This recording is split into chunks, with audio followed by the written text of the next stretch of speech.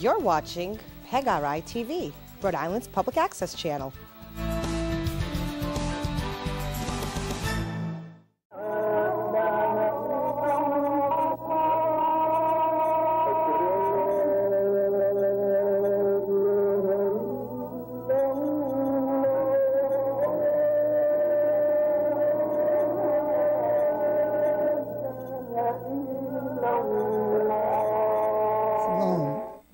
My name is Sheikh Abu Hakim Abdullah, President Chairman of Al-Masjid Sharia Law, AMSA, a non-profit religious organization operating in the state of Rhode Island, USA.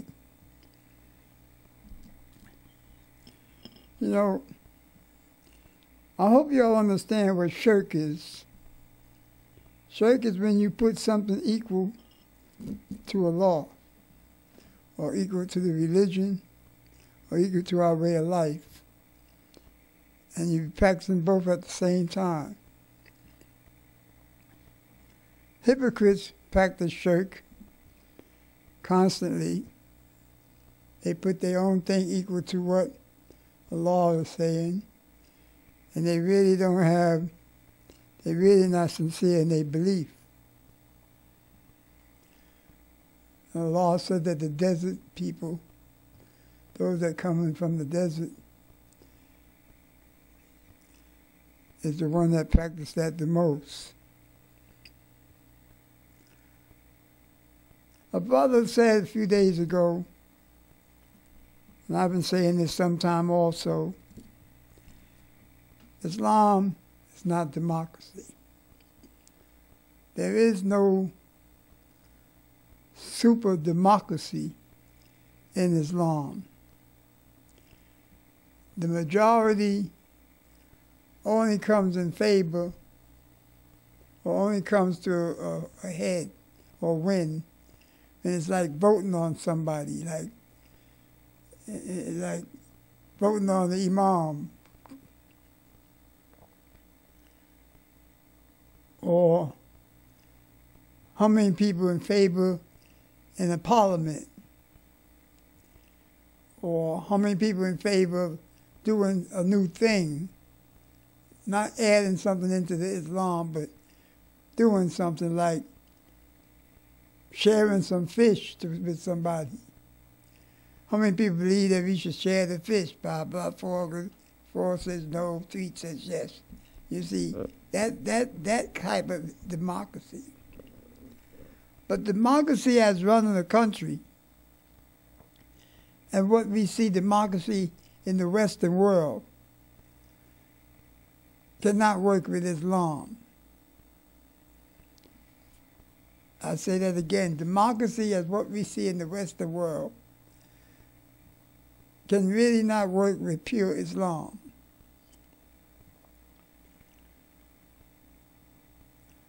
When you put democracy in something, you got to share, you got to compromise.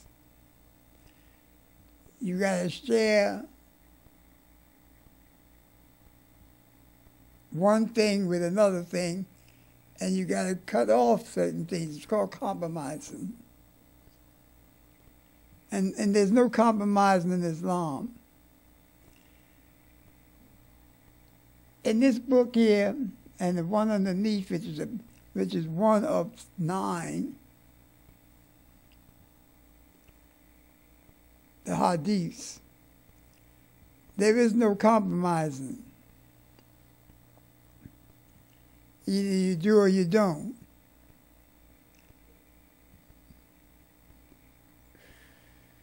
And that's what we must practice as Muslims.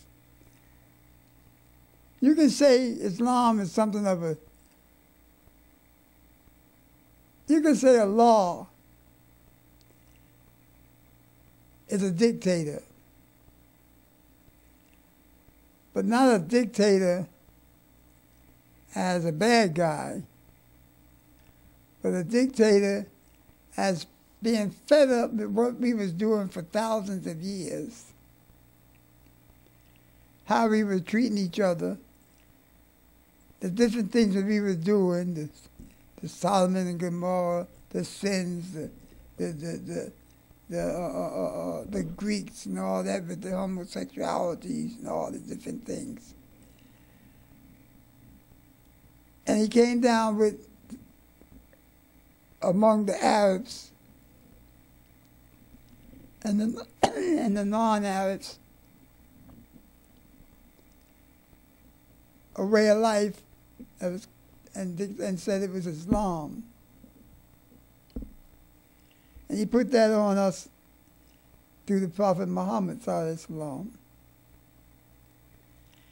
In order to get us to stop doing the things we were doing. And we back then, Muslims back then, I use the term we. I'm using it as Muslims, not that I was in Saudi Arabia or something, but we as Muslims were doing the same thing that they do in the day. We were smoking grass, using different chemicals, liquor, running around half dressed, naked, burying babies, girl babies, marrying each other, marrying our fathers' wives and all the rest of it. We was raised in hell. And we living as if we were the tribe of the devil. Not only among the Arabs, but among everybody in the world at that time. Even the so-called Christians.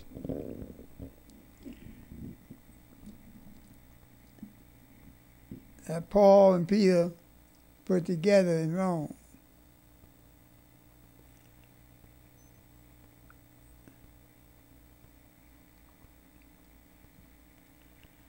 What we got to do now is recognize that the Islam that he brought to us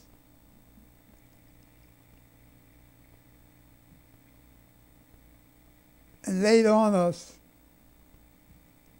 if we accept it, is but one ruler, has but one ruler. And that ruler is Allah Almighty.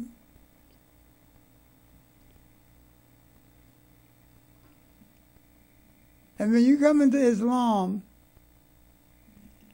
that's what you expect to have as your ruler, Allah Almighty. And the second in command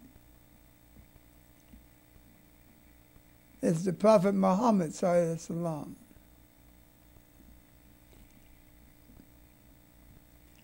Because we still are told to emulate his actions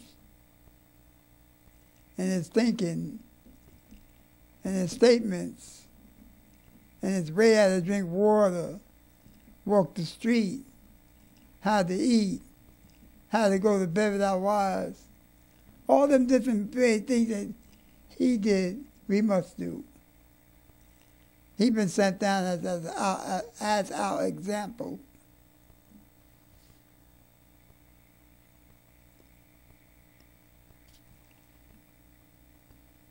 We're supposed to emulate him and no others.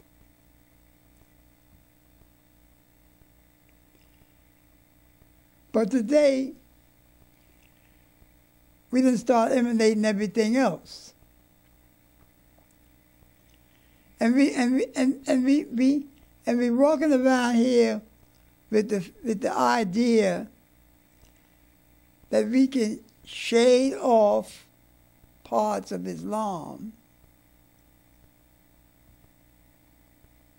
and do part of Islam and do part of the other world at the same time.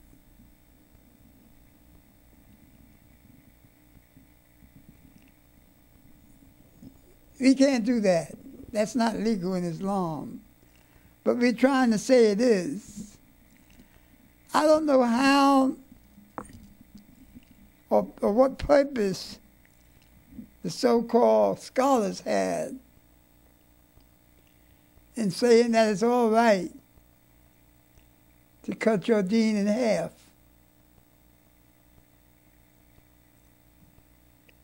I don't understand that. I really don't understand how did they come about that, and they're supposed to be scholars.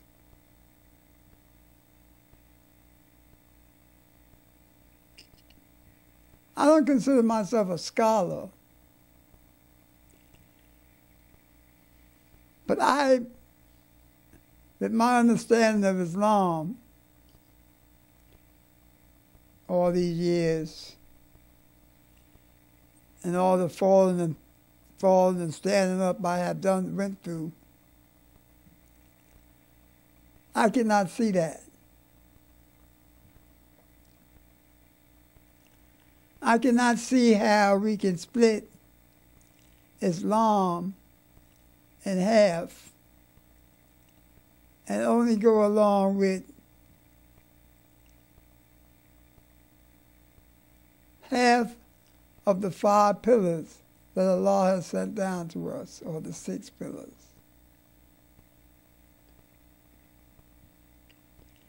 And then still say we Muslims.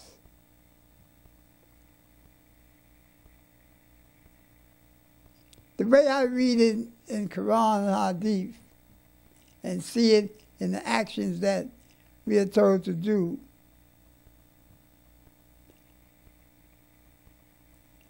is that there's only one way to follow Islam.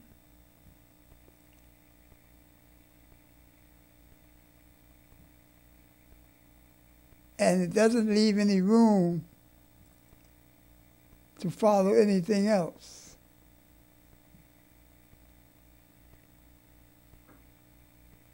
But yet we keep doing this. And we keep walking around with a scarf on our head.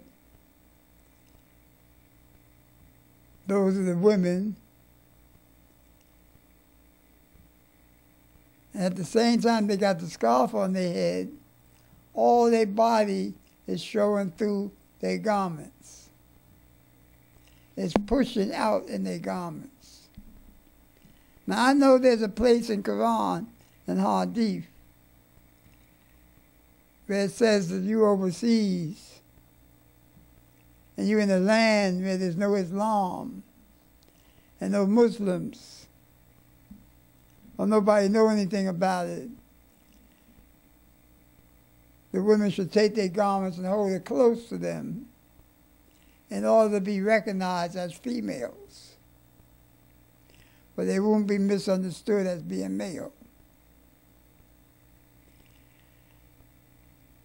That was in the case of even somewhere where there's no Muslims and nobody knew about Islam.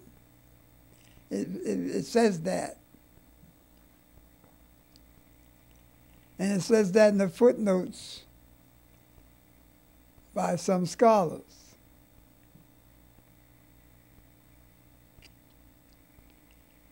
But it also says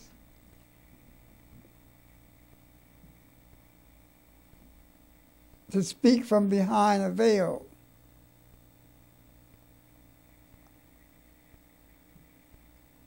Now, in the Quran it says to speak from behind a veil. And when it was brought up to the Prophet Muhammad ﷺ, and some sisters asked him about it, like Aisha, his wife, and other sisters asked him about it. And they did like this. And it's told that he bent his head down to say, yes, that is what is meant. There's people today that disagree with that. I believe that a lot of the stuff that we disagree with that has something to do with women, we disagree with it because we're married to them. And we sleep with them. And we live with them. And they are partners in life. And we don't want no headaches from them. So we must appease them and give them things that they want.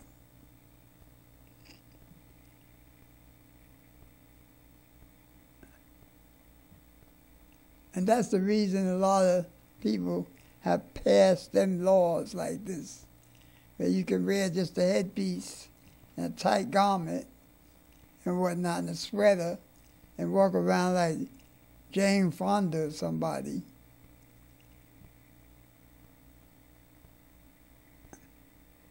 At the same time, you Muslim.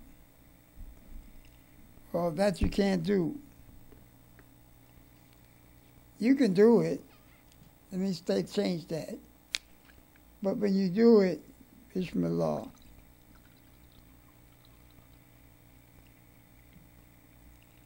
You stepped over a line and you disobey what Allah said.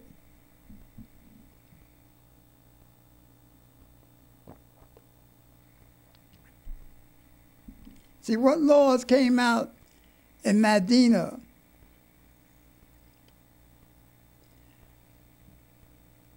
And what laws came out in the first parts of Islam in Mecca was overruled by Medina. Because Medina is where we start getting the Sharia, the laws of Islam. How to do this, how to do that, not to do this, how to handle this. We get all the laws, we start getting the laws, the physical laws of Islam. Bismillah. So, I advise sisters and brothers to look at that and go back. I'm going to say another thing to you here also about something.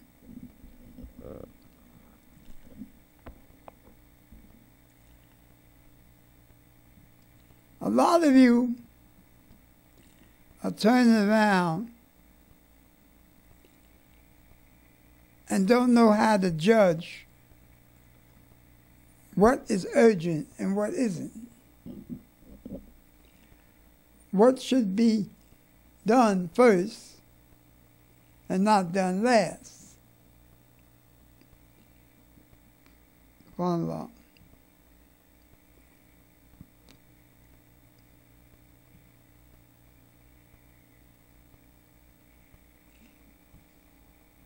You got two things. You got two things going on.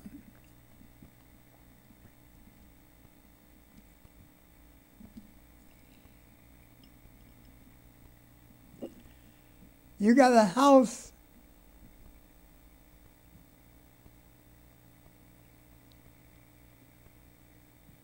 that's on fire, or a room that's on fire. And you got another room that's not on fire. And in the other room, somebody's reading stories to you. The kids. And the other room where there's a fire, and the walls are caved, the fire's going, and fires move. You don't run in there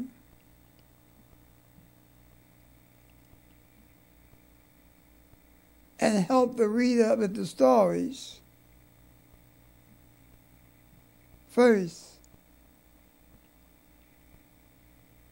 and wave your hand at the helpers that's running there trying to destroy the fire. Because the fire is dangerous and can take your life away.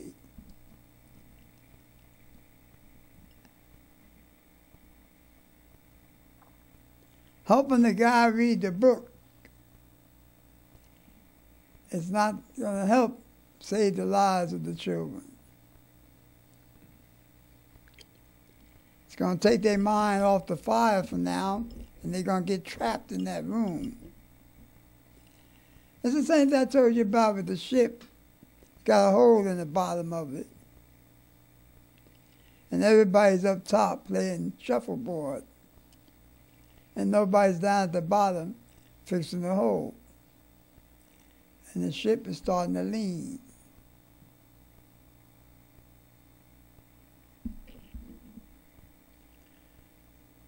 So what do? You keep playing shuffleboard and ping pong and all these different games?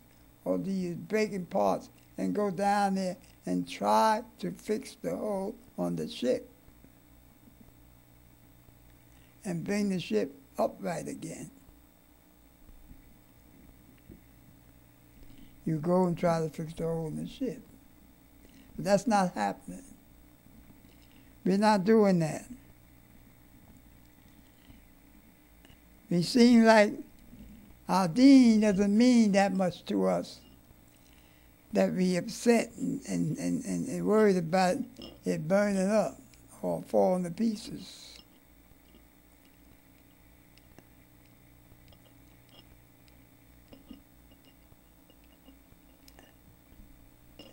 And that's what is meant when it says there's no democracy in Islam.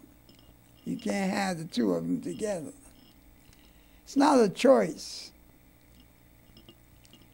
If Islam is being attacked, you must defend it. If people are lying on the deen and on brothers and sisters, you must defend them.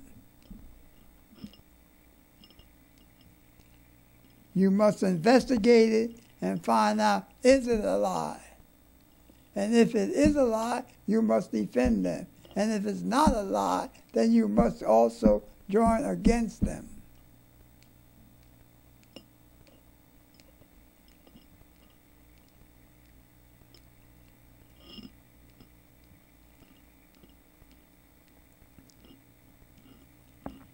We got brothers in this country that are going to jail for crimes committed against the state.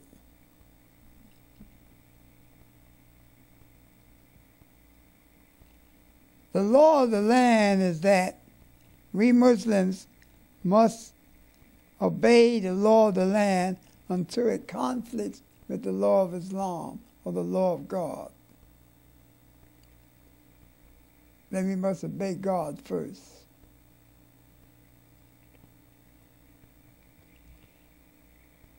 So you brothers that's going in and out of these jailhouses for robbery,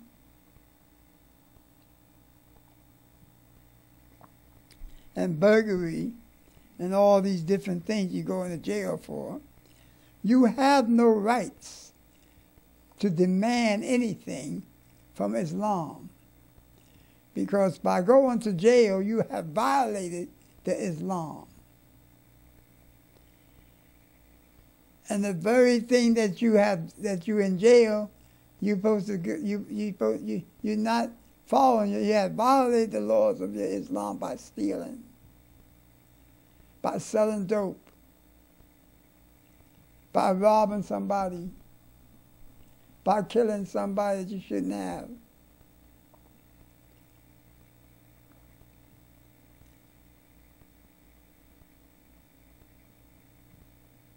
And you have no right to stand up and demand that somebody come in there and give you a Quran, or come in there and give you some halal meat.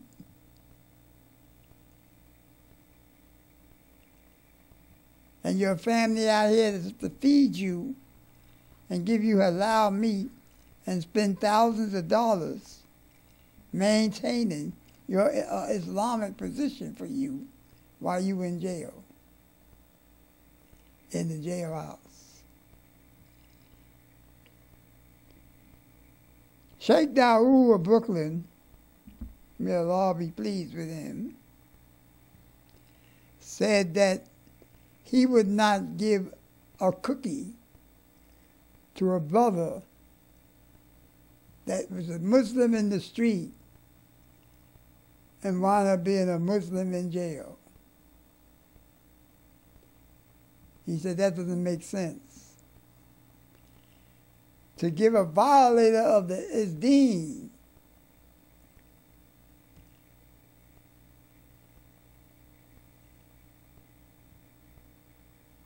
a robber, a thief, a dope seller, a juvenile, anything that violates the laws of the land and go to jail.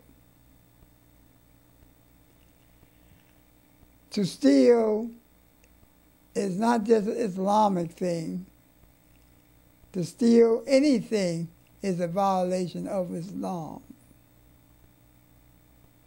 Because you are Muslim and you stole something regardless of who you stole it from.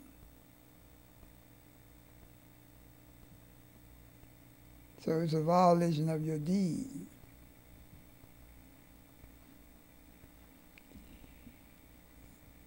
So I advise you to get your acts together and do what you're supposed to do.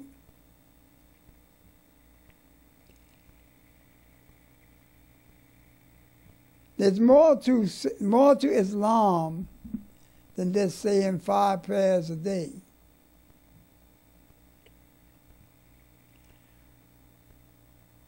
Or to read Quran and Hadith. Or to make the fast during Ramadan. Or to pay the 2.5% zakat. Or to say Allah and the Prophet Muhammad sallallahu Allah is the messenger, Allah is the God of all of us, and the Prophet Muhammad sallallahu is his messenger.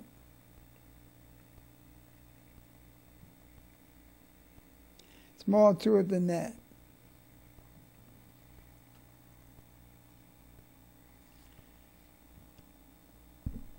And it's all in this book. What you should be doing as a Muslim and what you're supposed to do as a Muslim. We just can't walk around talking about Assalamu alaikum to Allah and that's it.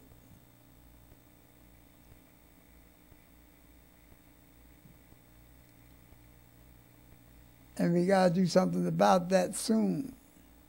Real soon. Real soon. We got to do something about that. It's getting way out of hand. So I want you to hear these two things. The one thing about the raping of women and why brothers are standing around looking at this happen.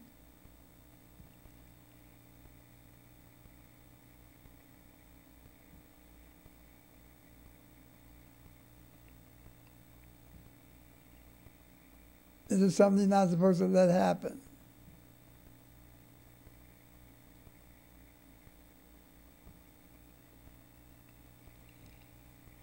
Well, Bismillahirrahmanirrahim, alhamdulillahi rabbil alamin, ar-Rahmanir-Rahim, maliki yawmiddin, iyyaka na'budu wa iyyaka nasta'in, ihdinas siratal mustaqim, siratal ladzina an'amta alaihim ghayril maghdubi alaihim Allah Alim. Amen.